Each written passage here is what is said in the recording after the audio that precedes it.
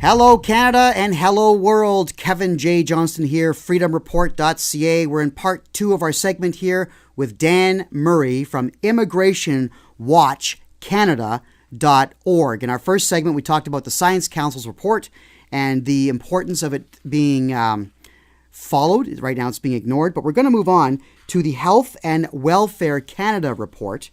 Dan, if you want to go ahead, give us a brief rundown of study number 2. Okay. Study number 2 was done by Canada's Health and Welfare Department, and it focused on Canada's aging population.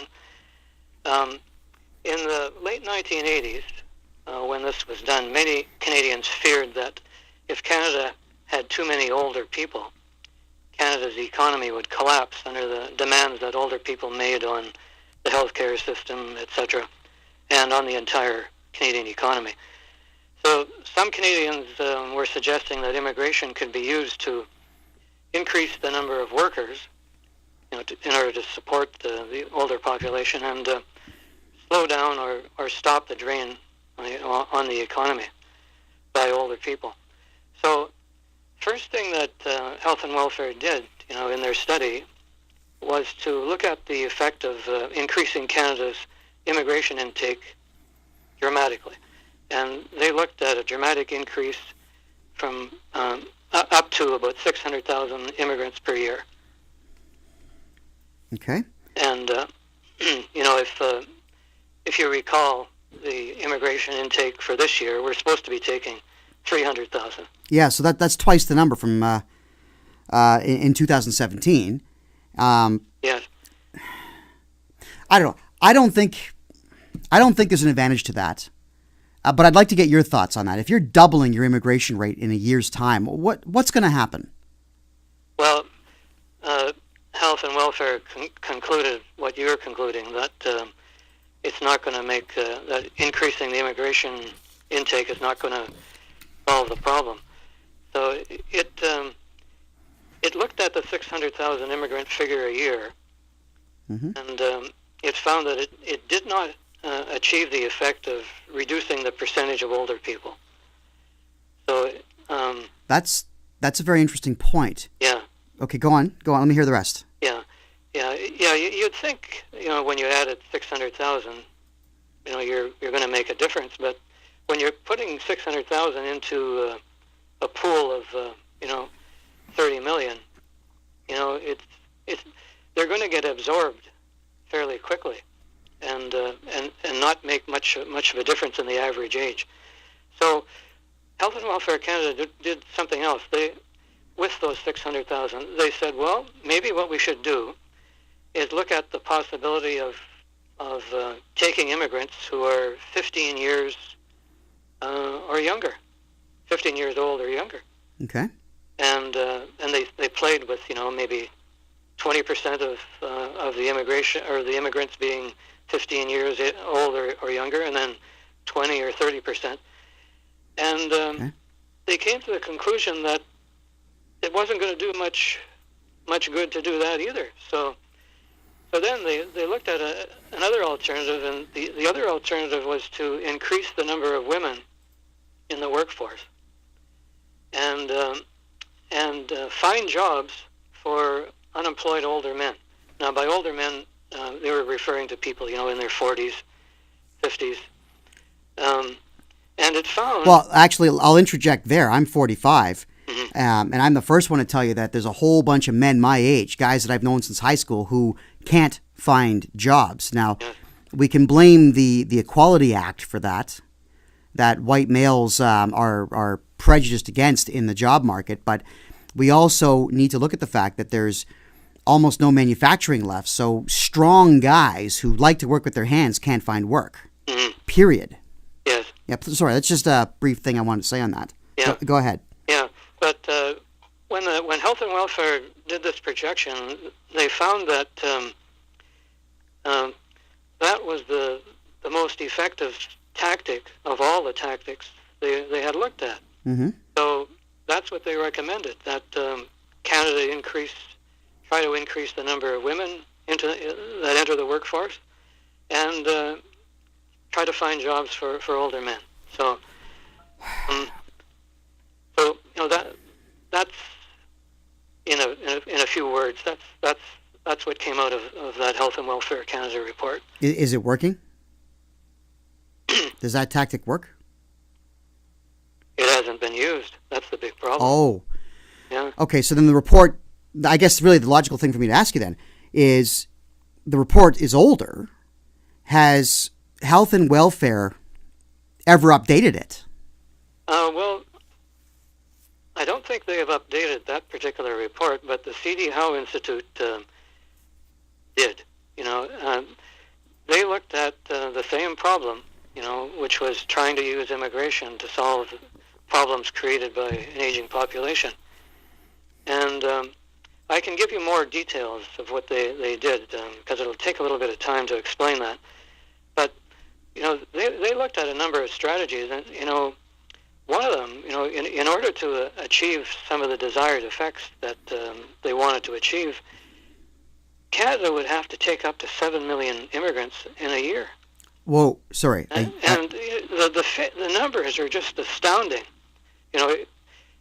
So what they did in the end was they just threw up their hands and they said, this doesn't work. You can't use immigration to do this, so don't bother. Okay, so to get that, wow, let me process that. And I'll fumble through the question here, because you're saying 7 million a year is something that would be projected to assist in the problem of an aging population, but you're saying that's wrong. It wouldn't work. Yeah. So the could CDL we Institute concluded that yeah. It was ridiculous. Yeah, it sounds ridiculous. It sounds doing things like sounds terrifying. It sounds like the quickest way to lose your entire not just national identity, but your country in general. How do you incorporate 7 million into a population of 30 million? I mean, that's 25%. Yeah, it can't even it can't even integrate 300,000 or 250 or even 100. Well, we've already tried it with 25,000 Syrian refugees, and all it's done is create tension and anger right across every school board in the country. And it's we've just got 14-year-old girls who have to endure sexual molestation on a daily basis. That's what's happening here. We're not talking about people that integrate. We're talking about people that come in here and take some more. Yeah. And then the Toronto Star and left-wing nut jobs like the CBC tell us that we are racist for pointing that out. Yeah. That somehow logic and reason and truth are racist. Yeah, that's the favorite word for them. They can't think of anything else to say. So no, I know it's a dead argument. So I guess really here's a question I've got for you: would there be any benefit to our government suggesting an at-home breeding program where we convince families to keep our culture afloat, to have 4 children per family, and to give tax breaks and financial assistance to Canadian families to have children in Canada, remain in Canada, and then start businesses in Canada? Yeah, it's interesting you should say that, because actually Health and Welfare Canada recommended, or it said that if Canada really wanted to do something significant about the aging population, what it should do is try to increase the birth rate to around 3.1, and that would be a major a major curative agent. Yeah, lack of a better phrase. Yeah, 3.1 is entirely doable. Yeah. If we make slight alterations to the way our economy works and the way social assistance works. Yeah. You see, the thing is, I was going to point out this a bit later, but currently Canada is throwing away, about $35 billion. I'll say that again. Canada is throwing away $35 billion in billion, not million. Social assistance to all of these recent immigrants. So instead of throwing that money away at these people whom we don't really need, why don't we set up a child care program? Why don't we do other similar things that would encourage people to have bigger families? Yes. Let me reflect on that. I was actually listening to Kelly Leach speak live last night, and she made it very clear that refugees and most new immigrants get dental care right off the bat. They get their medical cards for the provinces right off the bat, and in many cases are being given an allowance higher than somebody who would be paid $15 per hour at the end of the month. And that's being given automatically, whereas a Canadian goes for welfare and they always get denied because at some point in the past one of their parents made too much money. Doesn't mean that because they made money in the 80s that you have money today. So Canadians, Canadian-born Canadians, and landed immigrants and true patriots who are here from other countries are getting nothing from our government, but refugees are getting everything. And it's creating animosity. But not only that, it's draining resources. Like if it's $35 billion, where's that going? Why can't I get a child allowance of, let's just say, $800 so that I can feed my kids and put them into some kind of sport to keep them off the streets? Yeah. And I think, when Health and Welfare, mentioned this figure of 3.1 as a birth rate for Canada, as a potential future birth rate, we'd have to remember that all of this has to be done within the context of capping our population too. We can't let the population go wild. And here's a controversial thing that I'll mention. There's some groups in the country that are going to want to increase their numbers, in order to acquire more power, political power. Well, yes, and we're familiar with that. And I'll go ahead and I'll say it on your behalf. And that would be the Islamic population. I get it. When there's political Islam at work, then the idea is to have multiple wives and have multiple children with each wife. Yes. And there's a lot of this type of con going on where one guy will have claims on 4 different wives. They all live in the same place, and he's getting 4 different checks for the wives. But then he's also getting an additional number of checks for each child. So if one man is fathering 15 kids, and they're all part of his way of thinking, which is the old world way of thinking, then he's going to raise 15 individuals that want to tear Canada apart. Not realizing, of course, or not caring about the fact that the very same country he wants to rip apart gave him free money and a free place to live. Yeah. In the old world, where he's from, that doesn't happen. Yes, that's right. Yeah. And why are we not stopping that? Well, I know why, because our leaders tend to be mostly white so far, and you say racist and they just back down. We get that part of it, and it's really unfortunate. Without going too depth into that, why don't we ask this question? Let me word this properly. Is there a lesson that the health and welfare study could teach Trudeau and the current Liberal Party, who obviously are not listening to anyone? Yeah, definitely. In the past month, Trudeau stated that high immigration will solve problems caused by Canada's aging population. He's actually used the. Okay, but is he basing that on science, or is that just him speaking at the gums? Speaking at the gums. Yeah, just flipping off, right? Yeah. Flipping off. Yeah. Yeah. Ironically, in the 2015 election campaign, he said that his government would commit itself to evidence-based government decisions. Oh, like Islamophobia, for example. Yeah. Yeah. So he was trying to compare himself with Harper's government, which he said was making ideological decisions, ideologically based decisions. So my challenge to him is if he really still believes in evidence-based government decisions, he should stop making some of the inaccurate statements that he's making. And he should also convene a meeting with Canada's Department of Immigration, because the Department of Immigration on its website makes that statement that immigration is going to help cure problems created by Canada's aging population. And Trudeau should be telling them that they had better shape up and not make statements that are not based on evidence. But he's not going to do that. He's already made it very clear that he's not a fan of English-speaking Canada. He's made that very clear in all of his actions. The very fact that the city of Fort McMurray burns to the ground and he doesn't show up to investigate it or even make an appearance just for the cameras until a month after the fires are put out.